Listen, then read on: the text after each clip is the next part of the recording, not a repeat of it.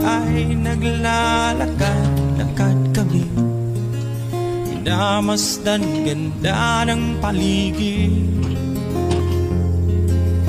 At pagsapit ng dilim, tahimik ang paligid. Mga bituin sa'yo'y nakatitig.